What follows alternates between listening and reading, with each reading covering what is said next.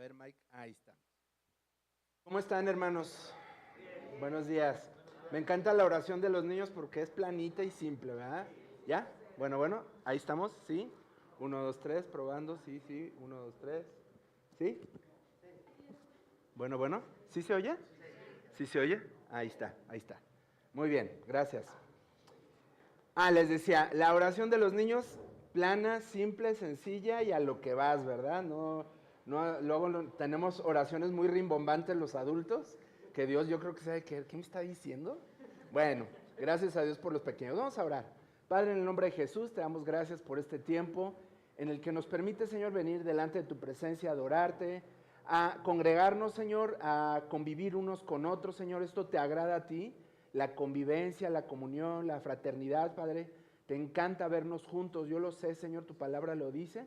Pero también queremos juntos aprender más de ti, Señor, conocerte más para así poder comprender cuál es tu voluntad para nuestras vidas, Señor. Gracias, Dios, ayúdanos a entender tu palabra en esta mañana y que todo lo que hagamos, digamos, sea para tu gloria. En nombre de Jesús, amén. Les tengo una buena y una mala. ¿Cuál quieren primero, la buena o la mala? La mala les voy a predicar yo. La buena era que les iba a predicar el pastor Milton, pero no va a poder venir. Entonces me tocó a mí. Pero estamos contentos, hermanos, porque podemos continuar con esta serie de mensajes. Y a partir de hoy entramos a la fase donde vamos a hablar acerca de los milagros de sanidad.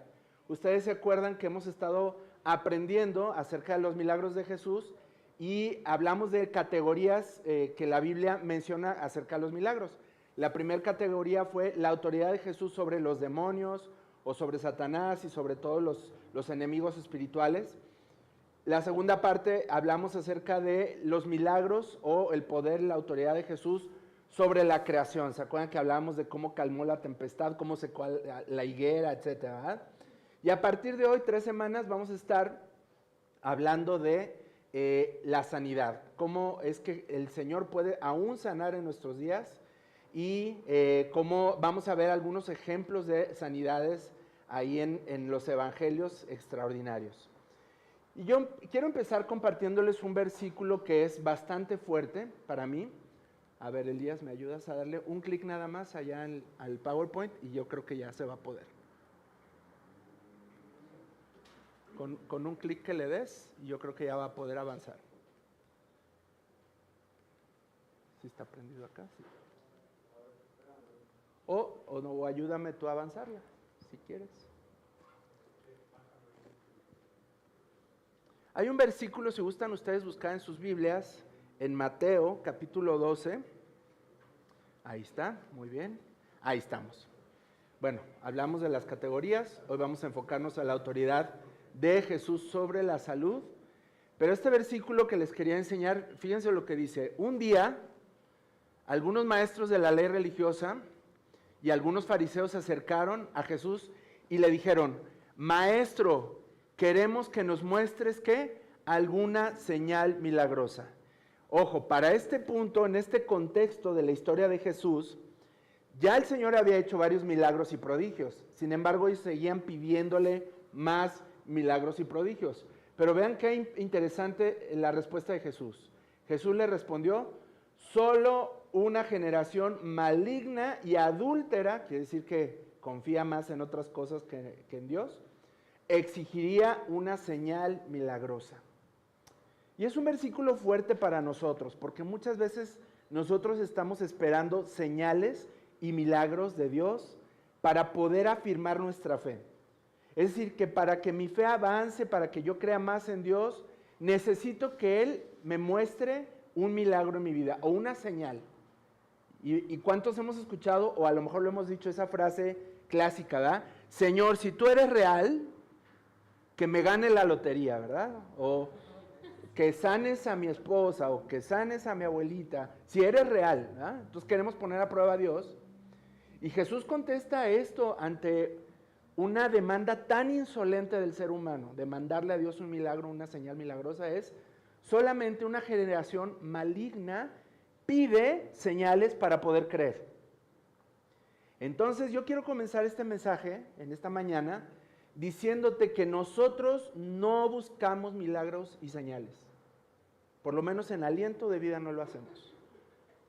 Y yo te quiero explicar por qué. Nosotros buscamos a Jesús. Buscamos al que hace los milagros, no a los milagros. Porque si no caeríamos en la misma categoría de estos fariseos, ¿no? Nosotros buscamos a Jesús.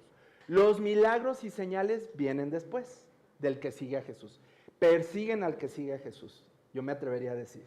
Entonces nosotros no buscamos milagros y señales, como muchas iglesias promueven milagros y señales para captar la atención de las personas o para de alguna manera apalancar la fe de las personas. Pero creo que nosotros, y la Biblia enseña que mientras más conozcamos al Señor, más nos acerquemos a Él, más obedezcamos sus mandatos, vamos a poder tener una relación a tal grado que el milagro y la señal van a pasar a segundo término. Si Dios hace un milagro en nuestras vidas de sanidad, de liberación, gloria a Dios, pero no andamos detrás de eso, ¿ok? Vamos a entender algunas cosas que la misma Biblia enseña, que el ser humano, ahí en 1 Tesalonicenses 5, dice que se compone de estas tres áreas: cuerpo, alma y espíritu. Y me gusta este gráfico porque es por capas. Lo más exterior es nuestro cuerpo, nuestra carne, el pellejo, esta bolsa de huesos, como tú le quieras poner. Luego un poquito más adentro está el alma, que algunos piensan y dicen que es donde radican tus emociones, donde radican algunas cuestiones de tu ética, ¿verdad?, de pensamiento. Y más en lo profundo del ser humano está el espíritu. En todo ser humano, el espíritu conecta con su creador. Aunque haya personas que no creen en Dios, Dios puso en ellos un espíritu que inevitablemente va a estar buscando constantemente al creador, ¿verdad? Ahora, nosotros que conocemos al Dios de la Biblia y por medio de Jesucristo tenemos esa conexión directa con el Padre, porque la misma Biblia lo enseña, que podemos acercarnos confiadamente al trono de gracia, ¿verdad?, gracias a Jesucristo. Pero el que no ha creído en Jesús, que el Espíritu Santo no está morando en su corazón, simplemente su alma, su espíritu, su cuerpo va a estar constantemente queriendo conectar con un creador. Por eso adoramos el trabajo, por eso adoramos el dinero, por eso adoramos relaciones personales, al novio, la novia, al esposo, la esposa. Por eso adoramos ídolos, imágenes, personas famosas, ¿verdad?, artistas, porque fuimos creados para adorar al Creador. Pero cuando hay una desconexión entre Dios y el ser humano, pues tendemos a adorar lo que sea. Entonces el ser humano se compone de estas tres áreas. Los judíos piensan que son solamente dos, cuerpo y alma, y en el alma está el espíritu.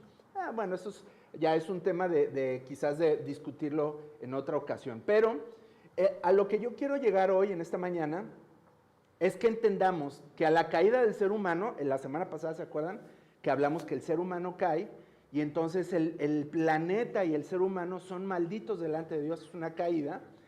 Y estas tres partes del ser humano enferman. El cuerpo se enferma, ¿sí o no? Pues sí, claro que sí.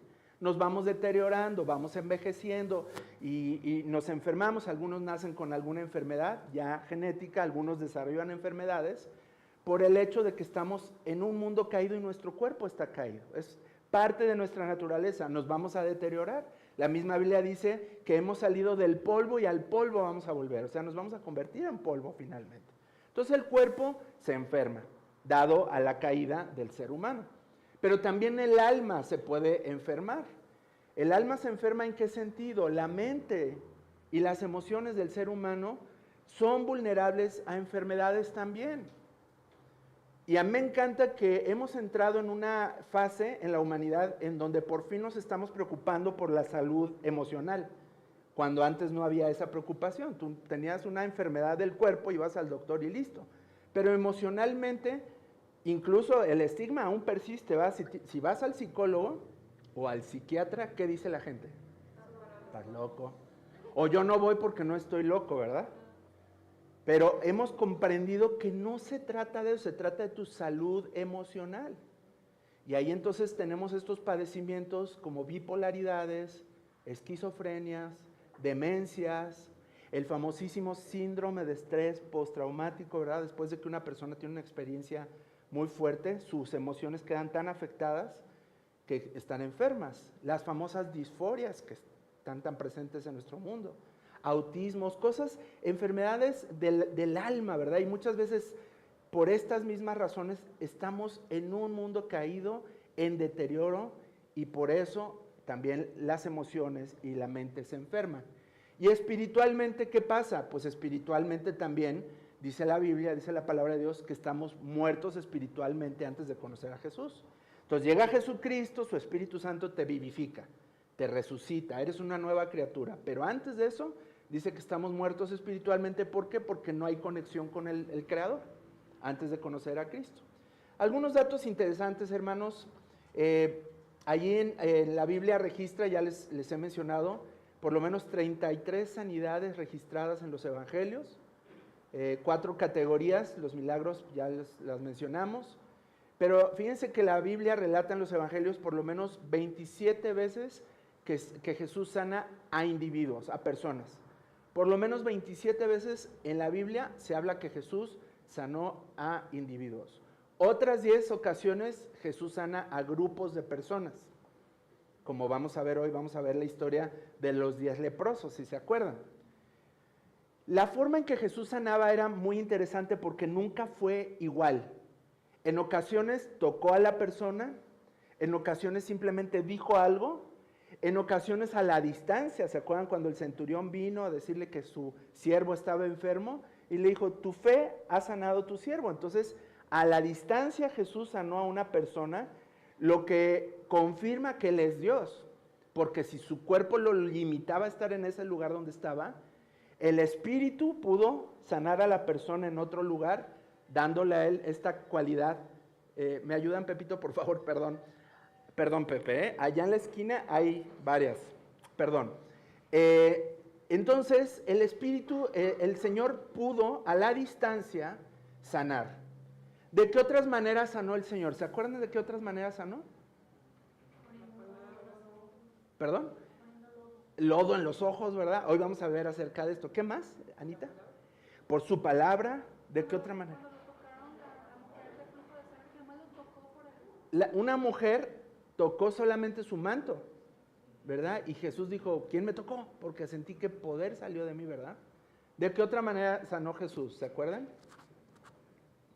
Imponiendo manos también. Me encanta esto, hermanos, porque no hay un método de sanidad que Jesús haya dejado a los discípulos, o un ritual de sanidad. Porque qué bueno que no lo hizo, porque si no tú y yo ahora estaríamos idolatrando el método, el lodo, la escupida de Jesús, porque escupió, ¿verdad? En otra ocasión le escupió directo a los ojos al ciego. Entonces, estaríamos idolatrando el método y no realmente amando al hacedor de milagros, ¿verdad? Entonces Jesús, lo interesante es que Jesús sana a muchas personas de muchas maneras distintas. Y ustedes conocen la historia, Jesús es crucificado, resucita al tercer día y es llevado a los cielos, ¿verdad? Asciende. Pero en el libro de Hechos, el doctor Lucas registra milagros incluyendo sanidades. Es decir, que en el momento que el Señor Jesús es llevado al cielo, no pararon las sanidades, continuaron. La sanidad no dependía de la presencia física de Jesús en la tierra, porque Él se va y en el libro de Hechos vemos registrados muchas más sanidades. Y la pregunta de hoy es, ¿Jesús sigue sanando hoy en nuestros días? Claro que sí, claro que sí. Yo les quiero contar, perdón, porque se me cae mucho esta cosa. Les quiero contar 3 anécdotas personales con respecto a la sanidad y por qué yo sí creo que Jesús sigue sanando en nuestros días. Hace muchos años mi madre, por ahí yo creo que tendría unos 40 años, era muy joven ella, le dio esta enfermedad de vértigo, que te da un mareo fuera de control, algo pasa en tu oído, algo pasa, no sé a qué nivel pasa en tu cuerpo, pero mi mamá literalmente estaba como borrachita todo el tiempo, literal, no se podía levantar de la cama, una mujer joven, horrible, o sea, se levantaba y se caía, no podía mantenerse en pie, fuimos a médicos una y otra vez, y los médicos pues le daban el medicamento para el mareo, le decían que era algo del oído, le dieron antiinflamatorios, pero ella seguía igual. Y el medicamento medio mejoraba un poquito el síntoma, pero ella seguía igual. Y fue una temporada muy difícil porque pues mi mamá la verdad tomó las riendas de la casa en un tiempo difícil de nuestra familia y de repente la teníamos en la cama sin poder hacer nada. Entonces yo me acuerdo que en un día yo puse mis manos sobre ella, oré por ella y el Señor la sanó. Se le quitó por completo. Y yo no quiero decir que yo tenga poderes sanadores porque después lo seguí haciendo y no sucedió mucho con otras personas. Pero Dios obró a través de la fe de mi mamá, a través de mi fe, confiamos en Dios y en su soberanía Dios sanó. Y mi mamá nunca más hasta el día de hoy, ya tiene 70 y tantos años, no ha tenido jamás otra vez ese mismo padecimiento. En otra ocasión me tocó presenciar en un servicio de adoración y estábamos orando, estábamos clamando al Señor por sanidad y yo se les he dicho a varios de ustedes. Oramos, estaba un joven que era sordo, mudo de nacimiento.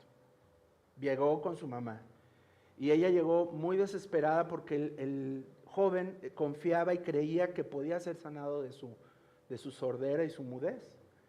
Y la señora, pues la mamá confirmando esto, ¿no? Muy, muy parecido a lo que vemos en la Biblia y lo que vamos a ver más al ratito. Entonces empezamos a cantar alabanzas, a clamar al Señor y estábamos todos orando y había muchas personas también con necesidades, era un grupo grande de personas, un culto muy grande.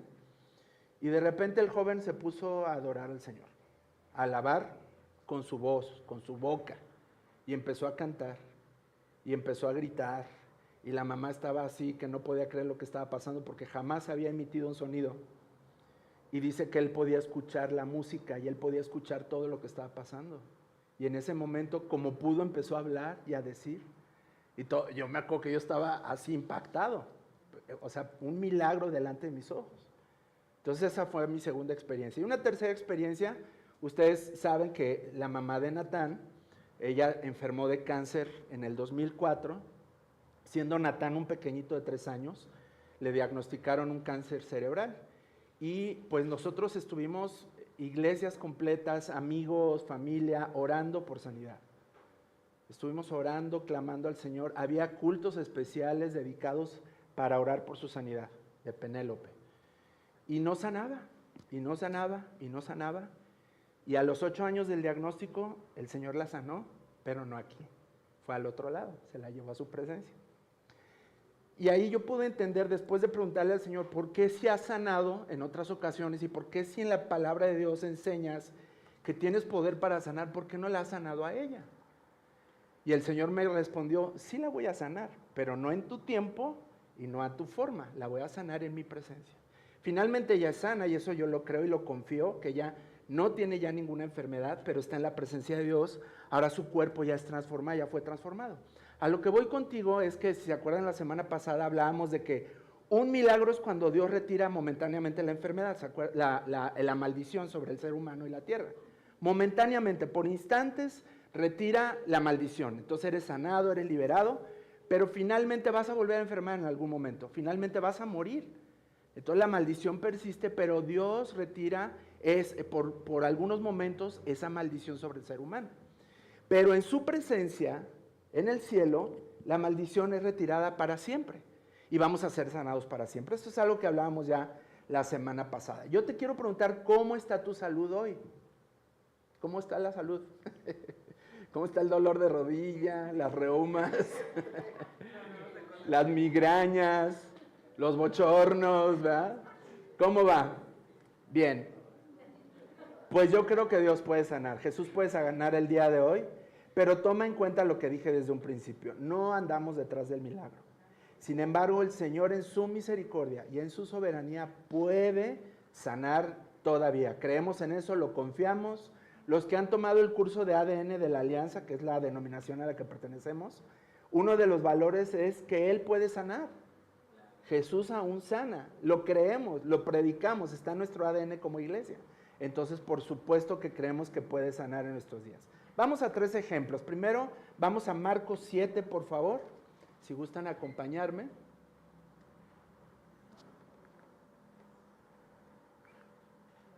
Sí, Marcos 7, está bien. Algo interesante que pasó, ahorita vamos a ver ese ejemplo.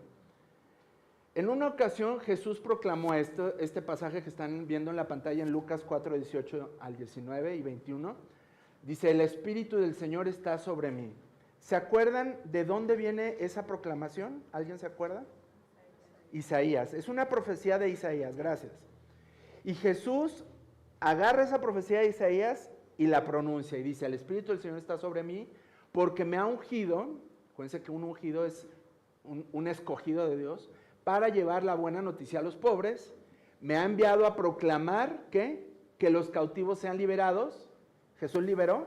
Sí. ¿Que los ciegos verán? ¿Jesús devolvió la vista a los ciegos? Sí. ¿Que los oprimidos serán puestos en libertad? Eso va a suceder todavía. En algunas ocasiones sucedió ahí en cuestión de opresión espiritual, pero va a haber una libertad en un momento en el futuro.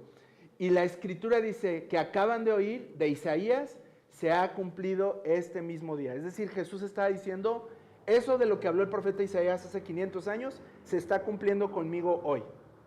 Entonces Jesús validó que Él es el Mesías en este pasaje. Bien, vamos a Marcos 7, vamos a leer rápido este relato, si gustan acompañarme en sus Biblias. Marcos capítulo 7, versículos 31 al 37, y vamos a ver acerca de este sordo mudo. Muy interesante este relato. Dice a partir del 31, Jesús salió de Tiro y subió hasta Sidón antes de regresar al mar de Galilea y a la región de las 10 ciudades. Le trajeron a un hombre sordo con un defecto del habla y la gente le suplicó a Jesús que pusiera sus manos sobre el hombre para sanarlo.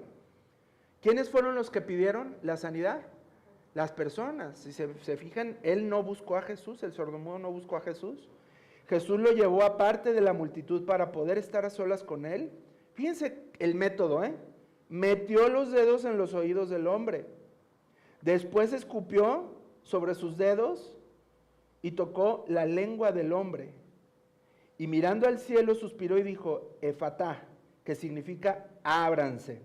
Al instante, Jesús sanó al instante en unas ocasiones y en otras ocasiones vamos a ver que fue progresivo.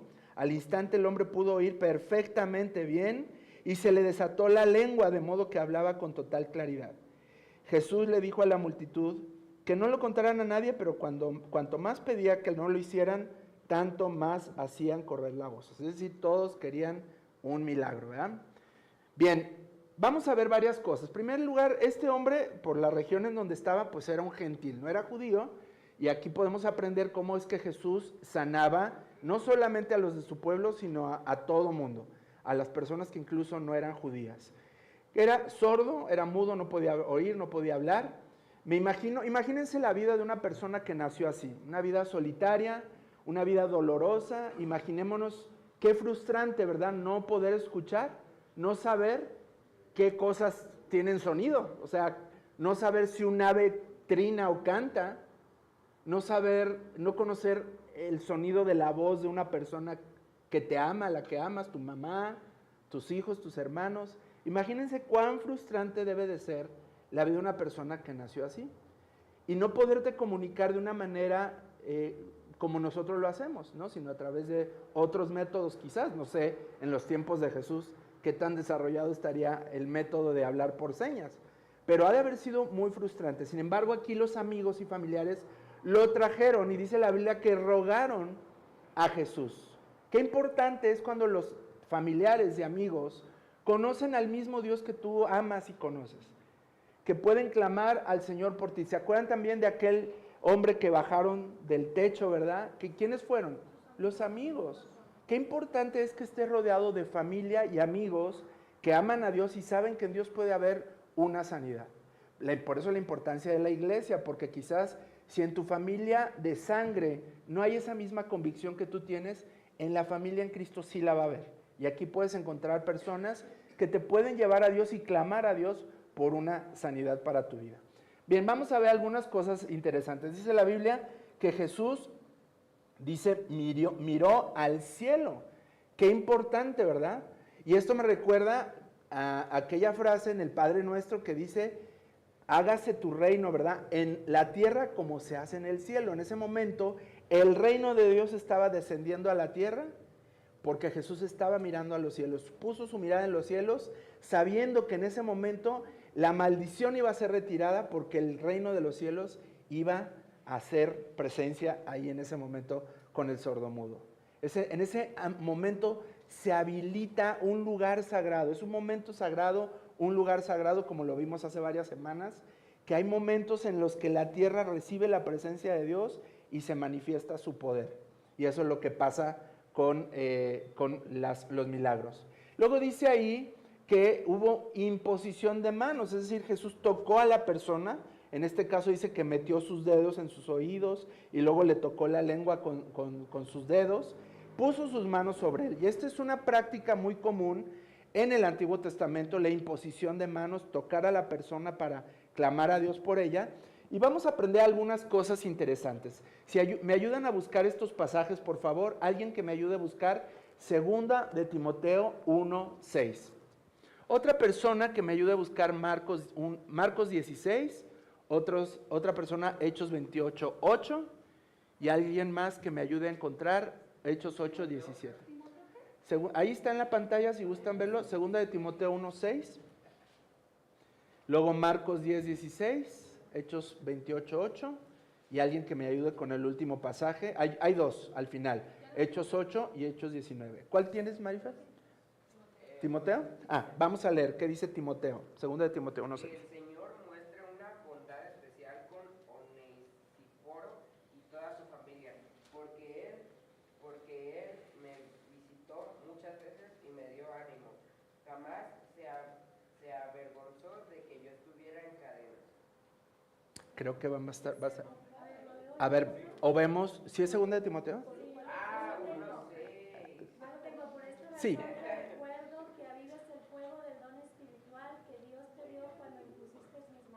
Fíjense, avives el fuego cuando impusiste mis manos. Quiere decir que la imposición de manos es una práctica bíblica para ayudar a la persona que su fe aumente. Dice, avivaste el fuego con la imposición de manos. Pero también vemos que la imposición de manos incluye consuelo y sanidad. ¿Quién me ayuda a leer Marcos 10:16, por favor? Gracias, David, gracias. ¿Nos puedes seguir ayudando? Tú busca otro pasaje. Sí, Anita. Ahí está, ¿no? Vemos Jesús que abrazaba, tocaba a las personas y ponía sus manos sobre ellas, sobre todo cuando estaba consolando a las personas y sanándolas. Hechos 28:8, ¿quién tiene? A ver, ¿quién tiene Hechos 28:8? ¿Sí? Sí, Échale. dio la casualidad de que el padre de Publio estaba enfermo con fiebre y disentería. Ajá. ¿Sí? A ver, continuamos, ¿sí? Ajá. Pablo entró a verlo, oró por él, puso sus manos sobre él y lo sanó. Ahí está, puso sus manos sobre esta persona. ¿Cómo se llamaba esa persona? Dice ahí. Publio, ahí está el nombre para el próximo hijo que vayan a tener. Publio, y el otro Onesíforo. Ahí tienen dos buenos nombres para sus hijos. Bueno, dice que puso las manos, ¿y qué pasó ahí? Sanó. Porque la sanidad, la imposición de manos era un símbolo de la presencia, del abrazo de Dios en las personas, ¿verdad? Nosotros no creemos que sea un artilugio mágico el poner manos para que una persona sane, pero es una práctica bíblica que trae consuelo y que Dios puede obrar sanidad. Yo me acuerdo que cuando oré por mi mamá cuando tenía el vértigo, puse mis manos sobre ella y ella sanó. Entonces, es una práctica bíblica. Vamos a ver qué dice Hechos 20, no sé ya. Vamos a la que sigue, que la imposición de manos también simboliza, representa y provoca que la presencia del Señor, el Espíritu Santo, se manifieste. Vamos a ver Hechos 8:17 y alguien que lea Hechos 19:6, por favor. Sí, gracias. Entonces Pedro y Juan impusieron sus manos sobre sus creyentes y recibieron el Espíritu Santo. Ahí está, ¿verdad? Entonces imponían las manos y en ese momento el Espíritu Santo llegaba a las personas. Si se acuerdan aquel hombre que les pidió a Pedro y a, no sé quién era, Pedro y Bernabé creo que era, Oye, yo también quiero imponer manos y que el Espíritu Santo venga a las personas. ¿Cuánto? Una lana, ¿no? Y ya lo reprendieron y lo corrieron, ¿verdad? Entonces, vemos que por la imposición de manos había una manifestación del Espíritu Santo. Y 19:6, ¿alguien que lo tenga? Después, cuando Pablo les impuso las manos, Ajá. el Espíritu Santo descendió sobre ellos y hablaron en otras lenguas y profetizaron. Por eso imponemos manos, hermanos. No es porque sea una moda o una onda pente ni nada de eso. Es porque es Biblia, es bíblico. Imponemos manos en las personas por estas razones. Porque añade fe a la persona. Imagínate, tú estás pasando por un proceso de enfermedad emocional o física y de repente un grupo de personas que aman a Dios ponen sus manos en ti. ¿Cómo te vas a sentir? A lo mejor no vas a ser sanado, pero va a haber esta, ¿verdad?, infusión de fe de las demás personas en tu vida. Consuelo, sanidad, la presencia del Espíritu Santo. Y luego vemos que finalmente Jesús dice, ahorita vamos a ver este otro ejemplo, le dice a la multitud que mantengan esto como algo privado. ¿Por qué hizo Jesús varias veces esto? ¿Por qué les pidió varias veces que no dijera nada? ¿Se acuerdan o saben algunos de ustedes alguna razón? Porque se supone que todavía no tenía que ser público su ministerio, o sea, iba a un propósito, pues él no venía a sanar, él venía a rescatarnos. Es una muy, muy buena razón. ¿Alguien más? No estaba detrás de la fama, como hoy muchos sí, ¿verdad? Fíjense, no se te olvide una cosa, Jesús tuvo total y completo, absoluto control de su proceso de ministerio y de llegar a la cruz. Incluso en la misma cruz, Él decidió cuándo se murió. Cuando dijo, consumado es, se murió. Cuando nadie podía tener este control, ¿verdad? Entonces Él tenía control de los tiempos en su ministerio. Y Él no quería provocar situaciones previas, antes de llegar a la cruz, que la gente se sublevara, que la gente empezara a hacer cosas que no estaban dentro de su plan. Entonces por eso Él decía, no es el tiempo, no lo proclamen, pero aún así fue inevitable. La gente empezó a proclamar y sobre todo la gente quería ser sanada. Muchas personas quisieron ser sanadas, pero una pregunta muy lógica, queridos, aunque no esté en la Escritura explícitamente. ¿Ustedes creen que Jesús sanó a todos en su tiempo? Pues no, hubo mucha gente que no sanó Jesús. Por supuesto que hubo mucha gente a la que no sanó, pero a lo que voy es que nosotros no podemos forzar a que Dios sane a una persona. Y a veces hay algunas enseñanzas, algunos pastores o algunos maestros que enseñan que si tú haces cierto sacrificio o cierta acción, el Señor te va a sanar porque te va a sanar. No puedes forzar que Dios te sane. Nadie puede forzar a Dios. En humildad le pides, clamas por sanidad, en humildad. Porque ¿qué pasa? Cuando una persona no es sanada después de haber hecho todo lo que le dijeron que hiciera, ¿cuál va a ser la respuesta de la persona? Algo hice mal. Es mi culpa. O sea, si no he sanado yo, no sanó mi hijo, mi familiar, algo estoy haciendo mal. Porque ya debería de haber sanado. Como un castigo, y la culpa viene sobre la persona, y hay muchas personas que yo conozco, muchos cristianos, que están arrastrando culpa porque la sanidad no ha llegado. Pero acuérdate que es voluntad soberana de Dios, como pasó con la mamá de Natán. En su soberanía no fue sanada aquí, fue sanada al otro lado, pero en su soberanía no fue sanada aquí. Muchas personas estuvimos orando por eso y nunca sucedió. Entonces, Pablo, como ahorita mencionaste, Sandra, Pablo no fue sanado. Él anduvo sanando y sin embargo, él no fue sanado. Y dijo, un aguijón en mi carne me está molestando, un mensajero de Satanás que me ubicó y me hizo ser humilde. Y el Señor me dijo que te baste mi gracia, porque mi poder se perfecciona en tu enfermedad, en tu debilidad. Bien, vamos a ver el siguiente caso. Jesús sana a un ciego de nacimiento. Hermanos, es una lectura larga. ¿La quieren hacer? La palabra de Dios, ¿verdad? Merece toda nuestra atención. Y vamos a poner mucha atención en todo lo que dice este capítulo. Mientras caminaba, es Juan 9, sí, del 1 en adelante. Mientras caminaba, Jesús vio a un hombre que era ciego de nacimiento. Es decir, que genéticamente había nacido ciego, no es que se quedó ciego. sino que nació sin la posibilidad de ver. Rabí, ¿por qué nació ciego este hombre?, le preguntaron los discípulos. ¿Fue por sus propios pecados o por los de nuestros padres?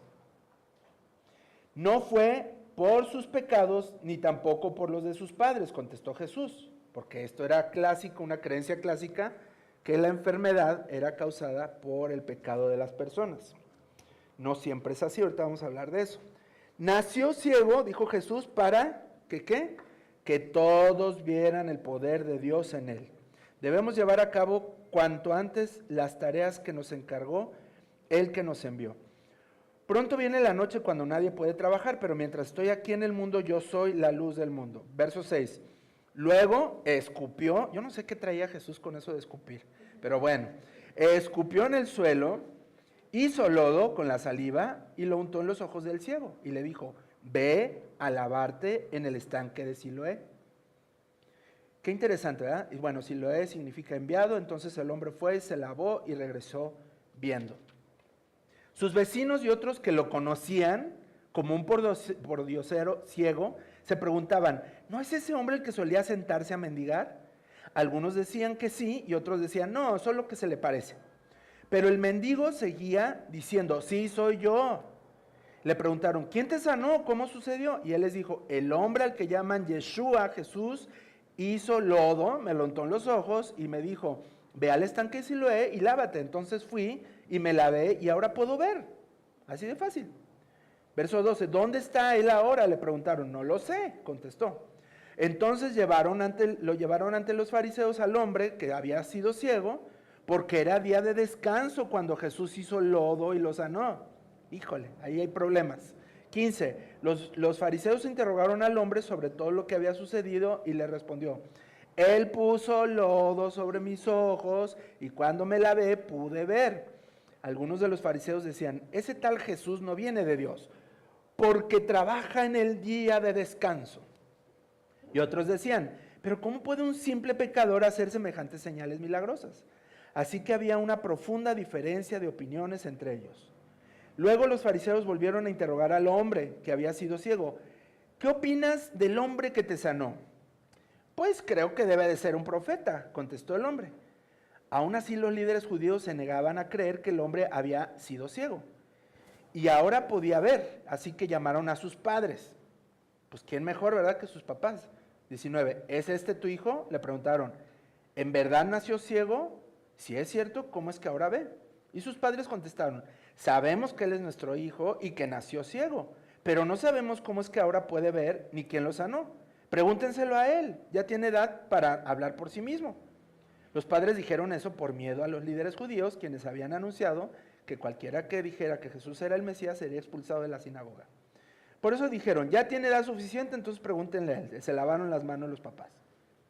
24, por segunda vez llamaron al hombre que había sido ciego y le dijeron, es Dios quien debería recibir la gloria por lo que ha pasado, porque sabemos que ese hombre Jesús es un pecador. Y el ciego dice, yo no sé si es un pecador, ¿verdad? Pero lo que sé es que antes yo era ciego y ahora puedo ver, punto.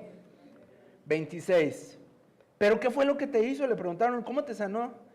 Miren, dijo el hombre, ya les dije una vez, ¿acaso no me escuchan? ¿Para qué quieren oírlo de nuevo? ¿Ustedes también quieren ser sus discípulos? Entonces ellos lo insultaron y dijeron, tú eres su discípulo, pero nosotros somos discípulos de Moisés. Sabemos que Dios le habló a Moisés, pero no sabemos ni siquiera de dónde proviene este hombre. ¿Qué cosa tan extraña? Respondió el hombre. A mí me sanó los ojos y a ustedes ni siquiera saben de dónde proviene. Sabemos que Dios no escucha a los pecadores, pero está dispuesto a escuchar a los que adoran y hacen su voluntad. Desde el principio del mundo nadie ha podido abrir los ojos de un ciego de nacimiento. Si este hombre no viniera de parte de Dios, no habría podido hacerlo.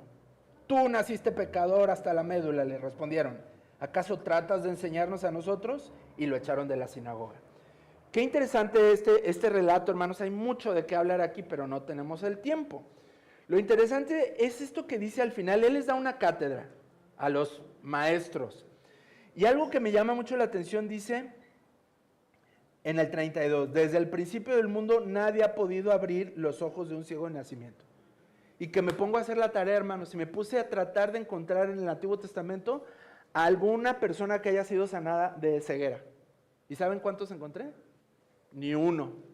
La Biblia no registra a personas que se les devolvió la vista en el Antiguo Testamento. Entonces este hombre dijo la verdad y conocía la Escritura. Y les dio una enseñanza tremenda. Otra cosa que es muy interesante saber es que otra vez vemos a Jesús con un método diferente, ¿no? Escupió, hizo lodo, se lo puso en los ojos, pero no lo sanó ahí. ¿Qué le dijo? Ahora ve y lávate. ¿Por qué? ¿Por qué no lo sanó ahí? ¿Por qué no nada más le quitó el lodito a él con sus manos? Y le dijo, ya, listo. Como en otras ocasiones sí lo hizo así, ¿verdad? Fue instantáneo. En esta ocasión le dijo, ve a lavarte. Yo creo que, bueno, varias cosas. Acuérdense que era sábado. Y 7 veces Jesús está registrado en la Biblia que sanó en sábado. Y era contrario a la tradición el trasladarse de un lugar a otro. Era considerado, dicen que después de algunos metros de caminar, era considerado un viaje. O sea, así de ridícula era la ley. Si avanzabas 10, 20 metros ya era un viaje. Y era causa de castigo, era pecado. Entonces este hombre fue hasta el estanque de Siloé, trabajó, viajó. Jesús le hizo lodo, hizo barro, trabajó y se lo untó. O sea, literalmente Jesús le está dando una lección aquí a los fariseos. ¿Verdad? Pero algo muy interesante también es que le preguntan, ¿quién habrá pecado, verdad? ¿Quién habrá pecado, él o sus padres? Porque existía esa tradición muy oriental en que si tú tienes un problema, una enfermedad, es por causa de tu karma. Algo hiciste mal o tus padres hicieron algo mal y por eso tú lo estás pagando. Y Jesús pues dice que no, ¿verdad? Que es por causa de la gloria de Dios que iba a ser aún mayor. Entonces, si hiciste algo mal en el pasado y la vida pasada debes de purgar de alguna manera ese sufrimiento en un ciclo perpetuo. Eso es lo que enseña el karma. Y Jesús dice, no es así, no es esto. El sufrimiento es por un propósito mayor, muchas veces desconocido para nosotros. Y eso es lo que quiero hablarles en esta mañana. 6 razones por las que la gente sufre. Quizás te has preguntado, ¿por qué? ¿Por qué sufrimos? ¿Por qué no, Dios, si ya vengo a la iglesia, si estoy leyendo la Biblia, si lo estoy buscando, ¿por qué el sufrimiento no se va? ¿Por qué sigo sufriendo? ¿Por qué sigo batallando? Y es más, algunos venimos a Cristo y hasta se pone peor la cosa, ¿eh? El sufrimiento se pone más intenso. ¿Por qué? ¿Por qué pasan estos? Bueno, la primera razón bíblica es que el sufrimiento es causado por pecado personal. Es decir, toma de malas decisiones en tu vida te llevan a contraer algún tipo de sufrimiento. Le voy a poner un ejemplo muy claro. Es una persona que abusa de tu cuerpo con azúcares, con alcohol, con algunas sustancias, drogas, pues obviamente tu cuerpo pues se va a enfermar. Entonces, por tomar malas decisiones, la consecuencia ¿cuál va a ser? Pues una enfermedad, ¿no? Entonces, esa es una de las razones, sufrimiento causado por el pecado. Otra razón es que también por el pecado familiar. La Biblia habla de esto, la Biblia habla de que en muchas ocasiones las enfermedades y el pecado, la maldición de los padres se van transmitiendo a nuestros hijos. Y sobre todo cuando se trata de enfermedad, hermanos, porque genéticamente podemos recibir algunas condiciones de nuestros padres, de nuestros ancestros, como la diabetes o alguna enfermedad, tal vez también de la mente, es clarísimo que la ciencia enseña que pueden ser transferidas a los hijos. Entonces, otra razón, todo esto pues es causa del mundo caído en el que estamos. Otro es el sufrimiento natural, como lo estoy diciendo. A veces no es que te lo buscaste, a veces tú no tomaste malas decisiones, pero sin embargo, en este mundo en el que estamos, ve tú a saber qué comemos, ve tú a saber qué agua tomamos, ve tú a saber, ¿verdad?, qué estamos consumiendo de este mundo caído, y pues obviamente va a haber una consecuencia en nuestro cuerpo, porque estamos en un mundo roto y caído. Y yo creo que aunque te la avientes muy natural en esta vida, de todos modos, yo tengo amigos que la verdad, tuve un jefe hace muchos años que qué bárbaro, su alimentación era impecable y increíble él, y contrajo cáncer de próstata, y un día me lo encontré y me dijo, ¿te acuerdas, Lalo, tanto que me cuidaba? Y mira, entonces pues es parte del mundo en el que estamos caídos, ¿no? Entonces, un sufrimiento natural causado por un ataque demoníaco, eso ya lo hablamos en una de las primeras prédicas. Sí, el enemigo puede causar una opresión en tu cuerpo de tal manera que estés afligido por una enfermedad, como el mismo apóstol Pablo lo menciona. Sí puede haber algunos ataques demoníacos. Ojo, aquí la clave, hermanos, es no creer que todo es del diablo, porque a todos le echamos la culpa al diablo, ¿ah? Algunos ataques, algunas opresiones sí son directamente de él, pero algunas otras son tus malas decisiones, la verdad. Entonces, vamos siendo ahora sí que honestos con esto. Sufrir porque alguien pecó contra ti, o sea, tú eres el resultado de tus sufrimientos porque alguien hizo algo incorrecto, un abuso, pues no sé, una situación en donde te tocó a ti sufrir una consecuencia de alguien que cometió un pecado en contra de ti. Y el sufrimiento misterioso, como el caso de este joven, esta persona ciega de nacimiento, pues Jesús dice, pues no fueron ni sus padres ni él.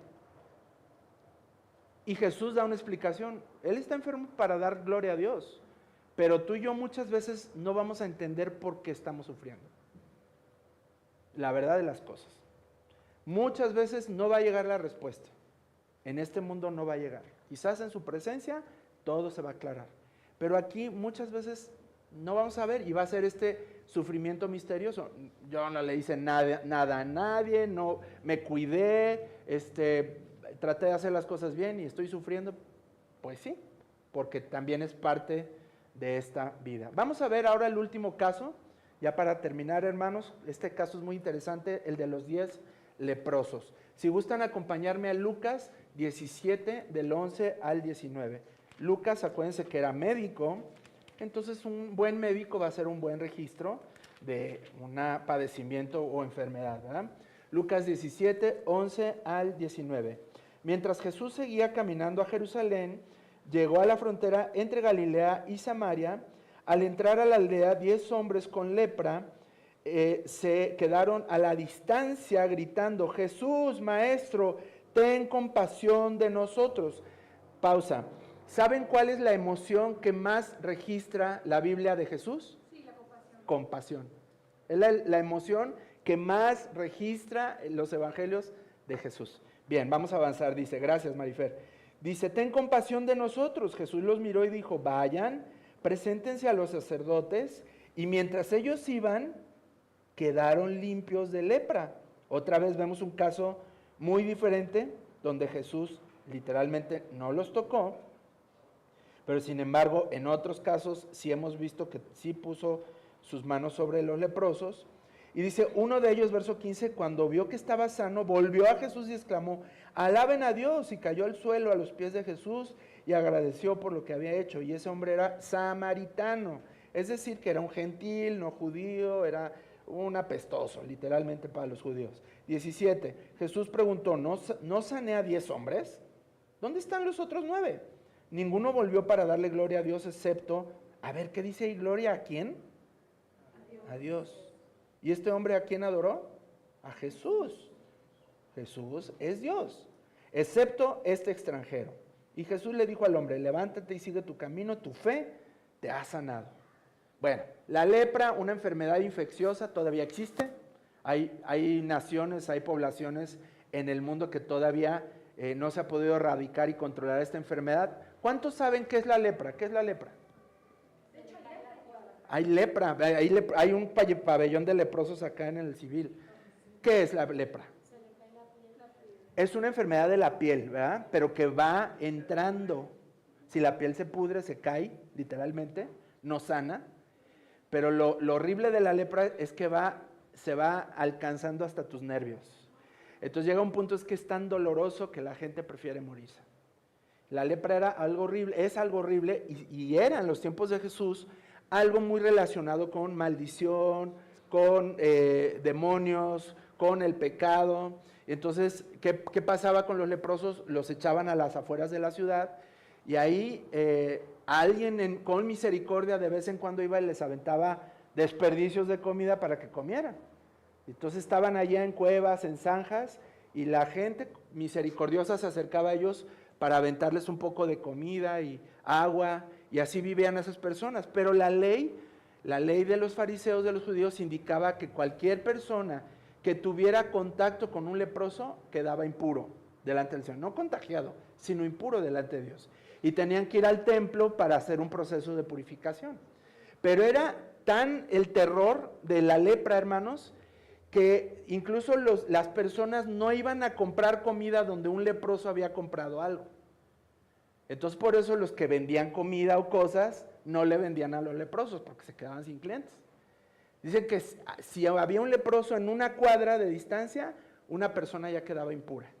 Entonces eran castigados, eran personas completamente alienadas, alejadas de la sociedad, nadie quería hacerse cargo de ellos, espiritualmente también devastados, ¿verdad? Y tenían una persona que tenía impureza por lepra, como dice Jesús, vayan ahí, ¿verdad? Vayan, preséntense a los sacerdotes, porque una persona que era sanada de lepra tenía que dar fe y legalidad del sacerdote de que realmente había sido sanado. Entonces Jesús los manda para que cumplieran con esta mandato o ordenanza. Fíjense que la lepra, si bien no es castigo de Dios, Dios usó la lepra para castigar en algunas ocasiones. Algunos de ustedes se acordarán allá en Crónicas del rey Usías. ¿Se acuerdan que hizo algo que no debe haber hecho? Y ¡fum! Quedó pero blanqueado de lepra, dice la Biblia. ¿Eh? Por eso se consideraba una maldición, aunque no necesariamente lo era. Pero algo así como el COVID. ¿Se acuerdan ustedes del COVID? Que no querías ni acercarte a las personas, ni tocar a la... Y si una persona estaba enferma de COVID, que ni venga, que ni vaya, que ni me hable, que ni nada. O sea, así fue. Los rabinos dicen que no comían nada comprado en la misma calle donde había un leproso. Entonces dice ahí que los leprosos obedecieron a la voz de Jesús, caminaron rumbo a los sacerdotes, se presentaron ante ellos para verificar la curación. Fue una sanidad no instantánea, porque conforme ellos iban avanzando fueron sanando. Fue interesante esto. Y dice ahí que Jesús, ahí vamos a ver qué dice 2 Corintios 5:21. 2 Corintios 5:21, por favor. Ya casi acabamos, queridos. No se me desesperen. 5:21 dice... Ay, lo busqué mal. Si alguien me gana. Sí. Pues Dios hizo que Cristo, que nunca pecó, fuera la ofrenda por nuestro pecado, para que nosotros pudiéramos estar en una relación correcta con Dios por medio de Cristo. Ahí está. ¿Qué hizo? ¿Por qué? Porque en otro de los evangelios donde está narrado este mismo caso, en Mateo 8, dice que Jesús los tocó. Pero él no quedó impuro. Él no se contaminó de lepra. Pero este pasaje me encanta porque dice, ahí en el verso 21 dice, se hizo, quien nunca pecó, dice que él fue la ofrenda de pecado, de nuestro pecado, para que nosotros pudiéramos estar en una relación correcta con Dios. Jesús se atrevió a tocar, se acercó, tuvo misericordia, tuvo compasión de las personas, las tocaba y las abrazaba. Las próximas semanas vamos a ver otros casos muy interesantes de sanidad de los evangelios para que todos aprendamos un poquito más. Como conclusión, queridos, nada más quiero que entiendas algo muy interesante. La persona que había sido muda y que ahora podía hablar, tenía la posibilidad ahora de orar y alabar a Dios. El que antes era sordo, ahora puede escuchar la palabra de Dios. El que era ciego, ahora puede ver con los ojos del Señor, ya no es ciego ni siquiera espiritualmente hablando. El que ya no es leproso es espiritualmente sanado y limpiado también. Todo esto quiere decir que los milagros son señales que apuntan al reino de Dios que va a venir. Todos los milagros apuntan al reino de Dios. Quiere decir que son pequeños destellos y muestras de lo que Dios va a hacer un día en su reino. Ahora, tú has sido sanado, tú has sido liberado, tú has experimentado algún tipo de milagro en tu vida. ¿Cuál es tu respuesta? ¿Cómo has respondido? Como los leprosos, ¿has regresado? El leproso que regresó y adoró al Señor y le agradeció a Dios. O mejor, sigues con tu vida porque fuiste sanado. ¿Cuál es tu respuesta ante la sanidad? Y si la sanidad no ha llegado a tu vida o a la vida de un ser querido, ¿Cuál es tu respuesta? Porque también esto puede llevarnos a alejarnos de Dios y a tener menos fe porque no está cumpliéndome el milagro. Pero no deberíamos de buscar más a fondo qué es lo que Dios quiere tratar en mi vida, en mi corazón, a través de este proceso donde no he sido sanado o mi familia no ha sido sanada. Vamos a orar, hermanos. Padre, en el nombre de Jesús te doy gracias por este tiempo de enseñanza de tu palabra. Pedimos en el nombre de Jesús, Señor, que haya una sanidad espiritual, Señor, porque tu palabra es sanadora, tu palabra es verdad, tu palabra, Señor, penetra hasta lo más profundo del ser, Señor. Tu palabra sana emociones, tu palabra conecta de nuevo a la persona con Dios. Hay una sanidad espiritual, hay una sanidad del alma, pero también, Señor, estamos convencidos de que es por tu palabra, como Jesús cada vez que habló, las personas sanaban. Por tu palabra podemos ser sanados, Señor. Lo creemos, Padre, tenemos fe, Señor, que tú puedes devolverle la salud, Señor, física y emocional a las personas, Padre. Aumenta nuestra fe, Señor. Ayúdanos a creer, Padre. Ayúdanos a confiar, ayúdanos, Señor, a saber, Padre, que tú tienes ese poder sanador, Señor, sobre todos. Pero también, Señor, ayúdanos a entender que cuando no es el tiempo, Padre, todavía debemos esperar en ti, Señor. Gracias, Dios, por las experiencias y las vivencias que nos has dado, que nos ayudan a comprobar, Señor, cuánta compasión tienes de nosotros. A pesar, Señor, de que no somos fieles, de que no somos constantes, Señor, que no somos, que seguimos incluso siendo pecadores.